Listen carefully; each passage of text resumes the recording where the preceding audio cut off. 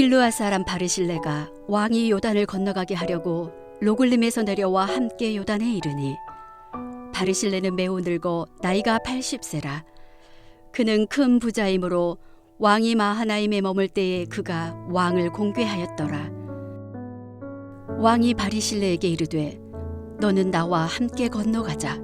예루살렘에서 내가 너를 공궤하리라. 바르실레가 왕께 아뢰되 내 생명의 날이 얼마나 있사옵겠기에 어찌 왕과 함께 예루살렘으로 올라가리이까. 내 나이가 이제 80세라. 어떻게 좋고 흉한 것을 분간하올 수 있사오며 음식의 맛을 알 수 있사오리이까. 이 종이 어떻게 다시 노래하는 남자나 여인의 소리를 알아들을 수 있사오리이까. 어찌하여 종이 내 주 왕께 아직도 누를 끼치리이까. 당신의 종은 왕을 모시고 요단을 건너려는 것뿐이거늘 왕께서 어찌하여 이 같은 상으로 내게 갚으려 하시나이까. 청하건대 당신의 종을 돌려보내옵소서. 내가 내 고향 부모의 묘 곁에서 죽으려 하나이다.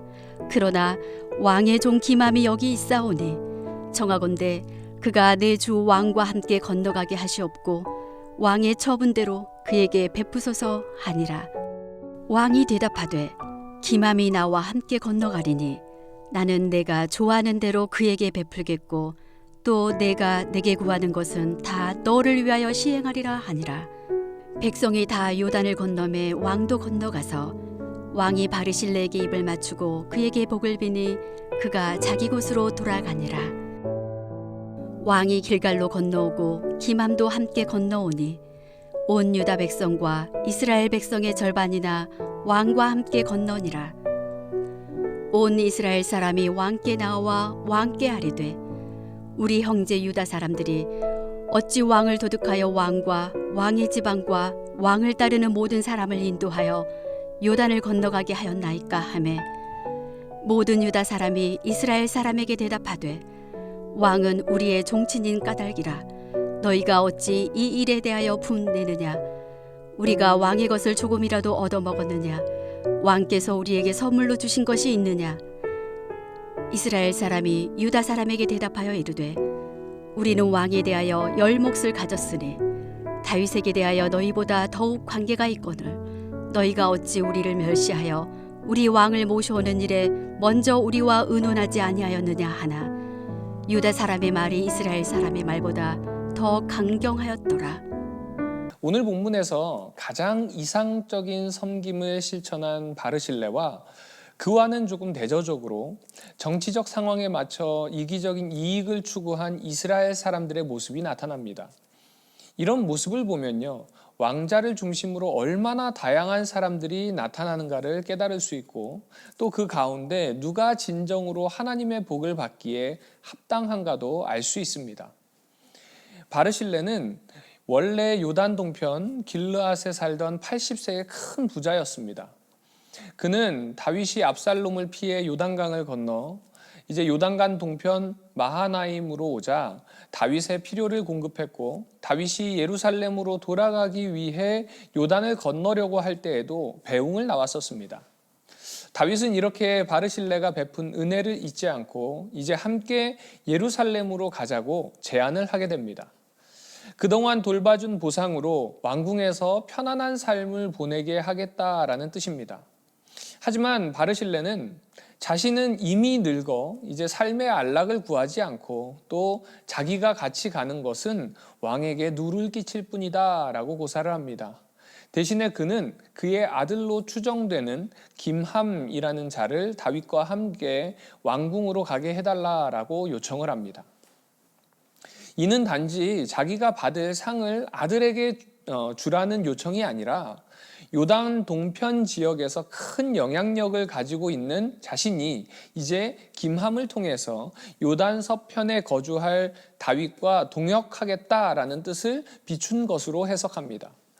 이처럼 바르실레는 자기가 호의호식하거나 영광받기를 기뻐하기보다는 다윗을 진심으로 돕기 원했습니다. 다윗은 바르실레의 말대로 김함을 데리고 가며 이제 바르실레에게 입을 맞추고 그에게 복을 빌었습니다. 다윗은 솔로몬에게 남긴 유언에서도 바르실레의 아들들에게 은총을 베풀라라고 당부하기까지 합니다. 이처럼 진실한 마음으로 섬기는 사람은 대대로 복을 받게 마련입니다. 그러나 모두가 바르실레와 같이 다윗에게 호의를 보이고 돕고자 했던 것은 아닙니다. 예나 지금이나 권력의 주변에는요, 다양한 사람들이 몰려들어서 서로 자기의 이익을 얻으려다가 갈등을 일으키기 마련입니다. 이번에는 유다 지파가 다윗의 도강을 함께한 일 때문에 나머지 지파들이 문제를 제기하게 됩니다. 즉, 다윗 왕이 유다 지파만을 편애한다는 불평이 있었다는 겁니다. 이에 유다 사람들은 다윗이 유다 출신이니 당연하지 않냐는 반응을 보입니다. 사실 다윗이 유다 지파 사람들과 함께 도강을 한다고 해서 무슨 특권이나 특혜를 받는 것도 아닙니다. 그러기에 이들은 그들의 불평을 별 대수롭지 않게 여깁니다. 하지만 다른 지파들은 다윗 왕에 대해 열 몫을 가졌다라고 주장합니다. 이는 다윗 왕이 유다만의 왕이 아니라 이스라엘의 왕인 것을 주장하는 것입니다. 말씀의 내용을 듣다 보면요, 양쪽 다 나름대로 타당성이 있어 보입니다.